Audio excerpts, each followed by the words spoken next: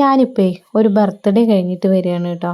അപ്പോൾ ചെർപ്പശ്ശേരി കച്ചേരിക്കുന്ന് കാക്കാത്തോട് പാലത്തിൻ്റെ അവിടെയാണ് കേട്ടോ ഇപ്പം ഉള്ളത്.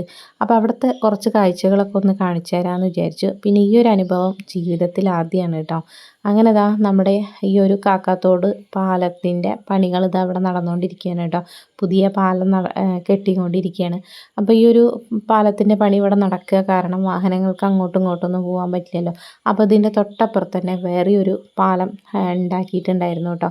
അപ്പോൾ ആ പാലം എന്തായാലും ഈ ഒരു പാലം പണി കഴിയുന്നവരെ ഉണ്ടാകും എന്നുള്ളൊരു പ്രതീക്ഷയിലാണ് ആ ഒരു പാലം ഉണ്ടാക്കിയിട്ടുണ്ടായിരുന്നത്.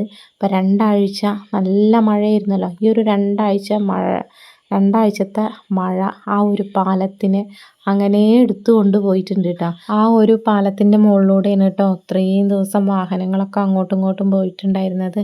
അങ്ങനെ ആ ഒരു പാലം അവിടെ പോയതിന് ശേഷം ഇപ്പം നമുക്ക് യാത്രാ സൗകര്യം വളരെ ബുദ്ധിമുട്ടാണ് കേട്ടോ. ഞാനിപ്പോൾ ചെർപ്പശ്ശേരിയിൽ നിന്ന് ബസ് കയറി കാക്കാത്തോട് പാലത്തിൻ്റെ അവിടെ ഇറങ്ങിയിട്ടുണ്ട്.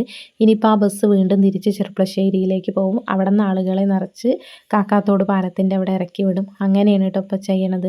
അതേപോലെ ദാ പാലത്തിൻ്റെ മുകളിലൂടെ നമുക്ക് നടക്കാനുള്ളൊരു സൗകര്യം അവർ ചെയ്തു തന്നിട്ടുണ്ട്. പാലത്തിൻ്റെ അപ്പുറത്തെ സൈഡിൽ പാലക്കാട് റൂട്ടിൽ ഓടുന്ന ആ ഒരു ബസ്സുകളാണ് അവിടെ നിർത്തിയിട്ടുള്ളത്. പിന്നെ മണ്ണാർക്കാട് റൂട്ടിൽ ഓടുന്ന ബസ്, അതേപോലെ അമ്പലപ്പാറ, ഒറ്റപ്പാലം ആ ഒരു വഴി പോകുന്ന ബസ്സുകളൊക്കെയാണ് കേട്ടോ അവിടെ നിർത്തിയിട്ടുള്ളത്. അപ്പോൾ നമുക്ക് എവിടേക്കാണ് പോകേണ്ടത് വെച്ചെങ്കിൽ ആ ഒരു ബസ്സിൽ കയറി പോവാം. പാലക്കാട് ചെർപ്പശ്ശേരി ആ ഒരു വഴി പോകുന്നവരൊക്കെ ഒന്ന് ശ്രദ്ധിക്കുക കേട്ടോ. ബസ് കാക്കാത്തോട് പാലം വരെ ഉള്ളൂ.